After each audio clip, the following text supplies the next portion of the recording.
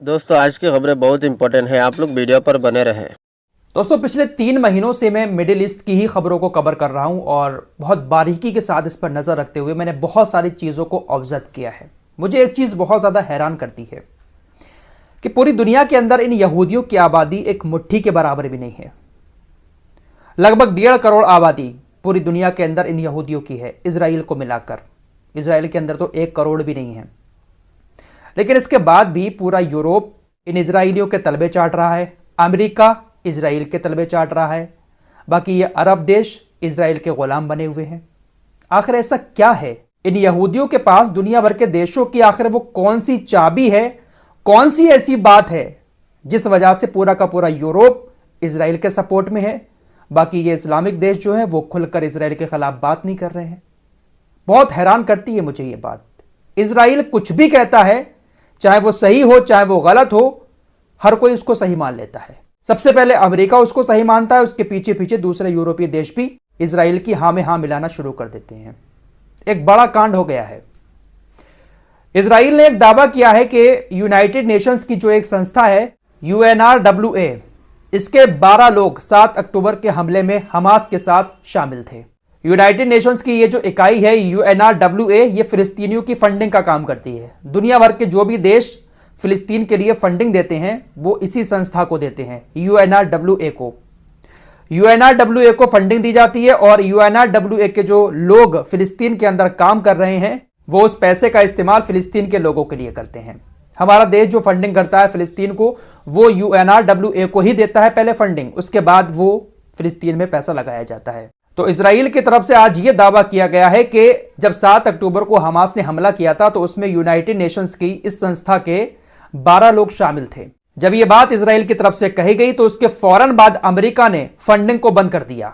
UNRWA को America जो funding देता था फिलिस्तीन के लिए, उस फंडिंग को तुरंत अमेरिका ने आज के आज ही रोक दिया।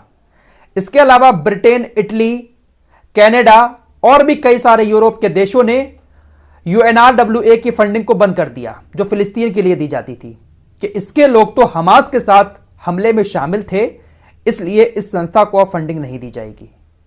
यूनाइटेड नेशंस ने फौरन जांच बिठा दी है।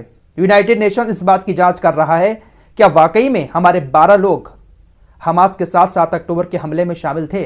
वैसे आपको एक और जानकारी दे दूं, UNRWA में तकरीबन 30,000 लोग काम करते हैं। 30,000 लोगों में से अगर 12 लोग हमास के साथ 7 अक्टूबर के हमले में शामिल हो गए थे तो क्या पूरी संस्था हमास के साथ हो गई है? जो अमेरिका ने सभी देशों के साथ मिलकर UNRWA की फंडिंग को रोक दिया है, जो फिलिस्तीन को फंडिंग दी जाती थी। यही बात बहुत ज्यादा हैरान करती है कि इजराइल ने कहा कि 12 लोग शामिल हैं, अमेरिका ने तुरंत एक्शन ले लिया, तुरंत उस बात को सही मान लिया। आखिर ऐसी क्या वजह है? अरे 30,000 लोगों में से अगर परसेंटेज निकालेंगे 12 लोगों का तो 0.04% आ रहा है। 30,000 में से 12 लोगों के चक्कर में आपने पूरी फंडिंग फिलिस्तीन की रोक दी है। फिलिस्तीन अथॉरिटी की तरफ से बयान आया है कि इस वक्त फिलिस्तीन के लोगों को बहुत ज्यादा जरूरत है पैसे की, फंडिंग की। अमेरिका इस तरह से फंडिंग नहीं रोक सकता। इंटरनेशनल कोर्ट ऑफ जस्टिस की बात कर लेते हैं। इंटरनेशनल कोर्ट ऑफ जस्टिस जो है वो भी यूनाइटेड नेशंस की ही एक इकाई है, यूनाइटेड नेशंस की ही संस्था है इंटरनेशनल कोर्ट जो है। तो जब यूनाइटेड नेशंस के कर्मचारियों को गाजा के अंदर इजराइल की सेना ने मार दिया तो Israel international court of justice की बात क्या ही मानेगा। फिलहाल इजराइल के हमले अभी भी जारी हैं गाजा के अंदर। कल इतने time international court of justice ने फैसला सुनाया था।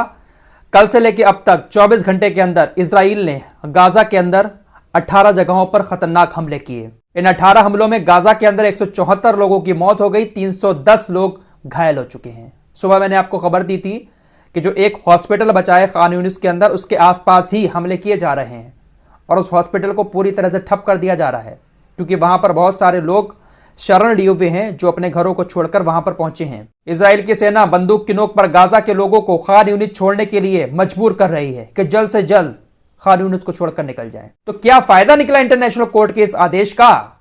इजराइल ने कल से लेकर अब तक जिस तरह के हमले पहले कर रहा था वैसे ही हमले जारी रखे हैं। इंटरनेशनल कोर्ट के आदेश को लागू करवाने वाला दुनिया में कोई भी देश है ही नहीं। मुझे तो एक बात समझ नहीं आती कि तुर्की नाटो का सदस्य है, अमेरिका भी नाटो का सदस्य है, तो क्या तुर्की अमेरिका से यह बात नहीं कह सकता? अभी तक तुर्की की तरफ से अमेरिका से कुछ भी नहीं कहा गया है। अरे जब इंटरनेशनल कोर्ट ने फैसला सुना दिया तो इस्लामिक देश थोड़ा बहुत तो दबाव डाल ही सकते थे किसी के ऊपर। कि भाई अब तो बंद करवा दो, अब तो कोर्ट भी कह रहा है। देखिए, रत्ती भर भी इनकी औकात नहीं है कि ये इजराइल से कोई भी नियम लागू करवा पाए। कुछ लोगों को ऐसा लगता है कि मैं इस्लामी देशों की रोजाना बुराई करता हूं। अरे भाई, बुराई करने लायक है, जरा इतना दिमाग तो खुद ही लगाया करो। इन लोगों के पास एक बहुत बड़ी ताकत है, तेल की ताकत, गैस की ताकत। उस ताकत का इस्तेमाल ये लोग कर सकते हैं, लेकिन नहीं कर रहे हैं। यमन जैसा एक छोटा सा देश फिलिस्तीन के लिए लाल सागर के अंदर लड़ाई लड़ रहा है, तो उसको रोकने के लिए भी कुछ इस्लामिक देश इन यहूदियों का और अमेरिका ब्रिटेन का साथ दे रहे हैं। यमन ने कल जो हमला किया था, यह एक बहुत बड़ा टैंकर था, जिसके बारे में मैं आप लोगों को सुबह बता चुका हूं। अभी भी इस टैंकर की आग बुझ नहीं पाई है। इसके अंदर जो तेल भरा हुआ था, वो तेल जेट में डाला जाता है। जो लड़ाकू विमान होते हैं, लड़ाकू जेट होते हैं, उनमें यह तेल डाला जाता है। ब्रिटिश कंपनी का यह जहाज था, इस पर एंटीशिप बैलिस्टिक मिसाइल से हूतीज ने हमला किया और यह जहाज अभी भी जल रहा है, क्योंकि तेल बहुत सारा है इसके अंदर। अब एकदम फ्रेश फोटो सामने आ चुके हैं, तस्वीरें आपकी स्क्रीन पर हैं। यह है वो जहाज जिसमें अभी तक आग जल रही है। क्रू मेंबर आग बुझाने की कोशिश कर रहा है, लेकिन आग अभी तक नहीं बुझ पाई है, क्योंकि तेल का टैंकर है और तेल भी ऐसा वैसा नहीं है जो जेट में डाला जाता है, उस तेल में आग लगी है। तो कह सकते हैं कि यह जहाज कुछ ही देर के बाद पूरा खत्म होने वाला है। खत्म होने के साथ ही साथ ये डूब भी जाएगा। वहीं सोमालिया के तट से खबर आ रही है कि सोमालिया के तट पर भी एक जहाज को 4 स्पीड बोट ने चारों तरफ से घेर लिया। छोटी छोटी जो नाव होती हैं स्पीड बोट, उस पर हथियारबंद आते हैं और एक जहाज को घेर लेते हैं। ये जहाज कहां का है अभी इसकी भी जानकारी नहीं आई है, और ये लोग कौन हैं ये भी पूरी जानकारी नहीं आई है। वैसे ऐसा कहा जा रहा है कि ये समुद्री लुटेरे हैं, इनका हूतीस से कोई ताल्लुक नहीं है, लेकिन हूतीस की आड़ में बहुत सारे लोग ऐसे हैं जो इस तरह के कारनामों को अंजाम दे रहे हैं और इल्जाम हूतीस के ऊपर आता है। जैसे यूएई ने भी अपने बहुत सारे भाड़े के सैनिक उतार रखे हैं जो जहाजों पर हमले कर रहे हैं। दोस्तों, एक रिपोर्ट सामने आई है जिसके मुताबिक इजराइल गाजा के अंदर खाने को इसलिए नहीं आने दे रहा है क्योंकि इजराइल का प्लान यह है कि ये लोग भूख से मर जाएं। ज्यादा से ज्यादा आबादी जो हमलों से नहीं मर सकती, वो भूख से मर सकती है, इसलिए इसने सारे रास्ते बंद कर रखे हैं। और इजिप्ट की तो इतनी औकात है ही नहीं कि वो रफा क्रॉसिंग को खोलकर गाजा के अंदर खाना पहुंचा दे। इंटरनेशनल कोर्ट ऑफ जस्टिस ने कल जो फैसला सुनाया था उसमें यही कहा था कि इजराइल को जल्द से जल्द सारी नाकाबंदी को हटाना चाहिए। इजराइल को नरसंहार को खत्म करने के लिए हर एक उपाय करना चाहिए। आप 1 महीने के अंदर अंदर सारे काम करें और उसके बाद 1 महीने के हमें रिपोर्ट सौंपें। दोस्तों, 1 महीना अगर इजराइल ने नाकाबंदी और कर दी गाजा की, तो पूरी आबादी गाजा की भूख से मर सकती है। इंसान एक बार को हमलों से तो अपने आप को बचा सकता है, लेकिन पेट एक ऐसी चीज है कि अगर खाना इसमें नहीं पहुंचा तो इंसान फिर जिंदा नहीं रह सकता। आपको पहले भी दिखा चुका हूं कई सारी चीजें। जानवरों का जो चारा होता है उसको पीस पीस कर गाजा के लोग रोटी बनाकर खाने पर मजबूर हैं। गाजा के लोग ललकार रहे हैं अरब देशों को कि आप एक बूंद पानी हमें नहीं पिला सकते। इजिप्ट के लोगों, इजिप्ट की सेना, क्या आपको एक बूंद पानी पिलाने के लिए भी इजराइल की सेना की इजाजत लेने की जरूरत है? यह बात मैं आप लोगों को बता चुका हूं। गाजा के लोग ये पुकार रहे हैं। तो इजराइल का यही प्लान है कि थोड़े दिन ऐसे ही और चलता रहे, भूख प्यास से ही गाजा की आधी आबादी खत्म हो जाएगी। दोस्तों, हमारी वीडियो देखने के लिए बहुत बहुत शुक्रिया। चैनल पर पहली बार आए तो फॉलो सब्सक्राइब कीजिए और साथ ही साथ शेयर भी कीजिए। मिलते हैं कुछ और नया खबरों के साथ, तब तक के लिए अपना ख्याल रखिए।